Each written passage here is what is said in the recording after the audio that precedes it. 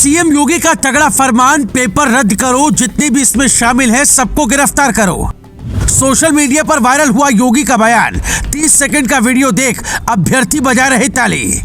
कब होगी दोबारा परीक्षा, योगी ने कब और कहां दिया बयान, अब तक क्यों रद्द नहीं हुआ एग्जाम, जानिए। 5 दिन से करीब 50 लाख अभ्यर्थियों के भविष्य पर सस्पेंस गहरा है। किसी ने टेंशन में खाना छोड़ दिया तो कोई ये सोच रहा है कि पेपर रद्द हो गया तो अगली बार जाने का किराया कहां से लाऊंगा।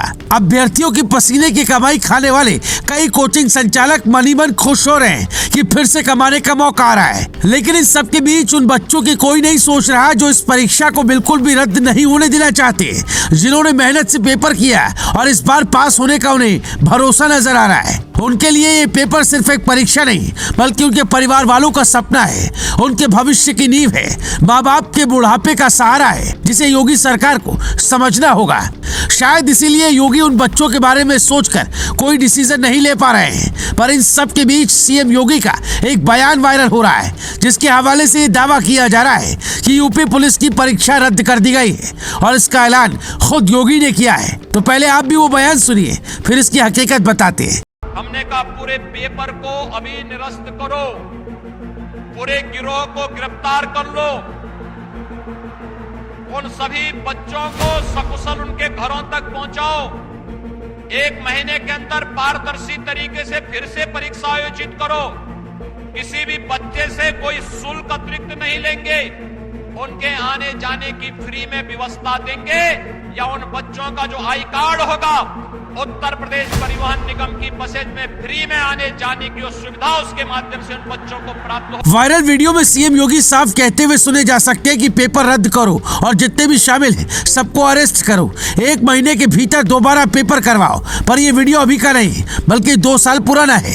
सीएम योगी तब देवरिया गए हुए थे और तब ये बयान यूपी टीईटी पेपर लीक को लेकर दिया था। तब योगी सरकार ने बच्चों से कोई शुल्क न लेने का भी ऐलान किया था। यानी ये जो दावा किया जा रहा है कि वो गलत है। इस बार योगी सरकार पेपर रद्द करने का फैसला तुरंत 3 वजहों से नहीं ले पा रही है। पहली वजह, पेपर लीक की अफवाह फैलाकर कुछ लोग अपना एजेंडा सेट करने में लग सकते हैं। दूसरी वजह, 5 साल में वैकेंसी आई है, लाखों युवाओं की उम्र पहले ही निकल चुकी है।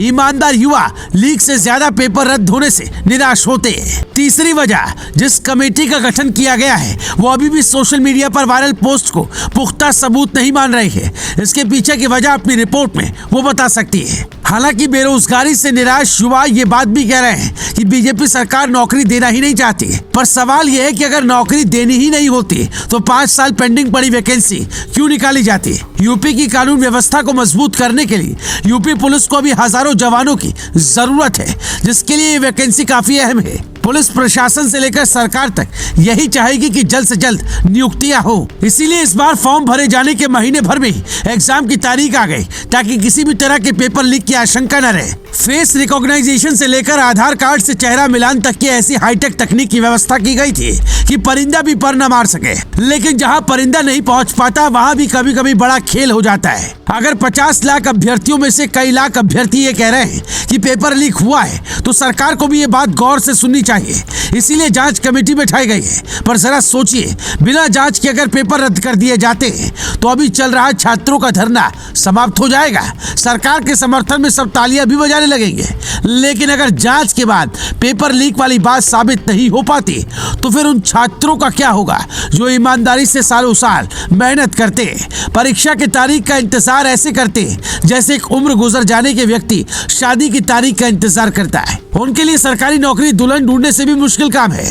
फिर ईमानदार अभ्यर्थी क्यों चाहेगा कि उसे बार बार परीक्षा देनी पड़े? करीब 50 लाख में से 30 लाख स्टूडेंट ऐसे हैं जिन्होंने कोई कोचिंग नहीं ली। वो कभी दुकान पर काम करते हुए तो किसी के घर दूध और पानी पहुंचाते हुए पढ़े हैं। 100-200 की किताब खरीदने के लिए भी उन्हें कई दिन इंतजार करना पड़ा। इसीलिए वो हजारों की फीस वाले कोचिंग संचालकों के पास नहीं जा पाए। फिर वो दोबारा परीक्षा देने कैसे जा पाएंगे? यह सोचना होगा। अगर पेपर लीक की बात सच निकलती है तो फिर सरकार को उन बच्चों के एग्जाम सेंटर तक आने जाने का इंतजाम भी करना होगा जिनके पास खाने को 2 वक्त की रोटी नहीं पर सपने में पुलिस की वर्दी दिखती है। और अगर बात गलत निकलती है तो हर उस व्यक्ति पर एक्शन होना चाहिए जिसने हर उस गरीब छात्र का मनोबल तोड़ने का काम किया, जो परीक्षा देकर इस उम्मीद के साथ घर लौटा था कि चलो इस बार पेपर लीक नहीं हुआ तो कुछ ही महीने में सरकारी नौकरी मिल जाएगी। Bureau report, global Bharat TV.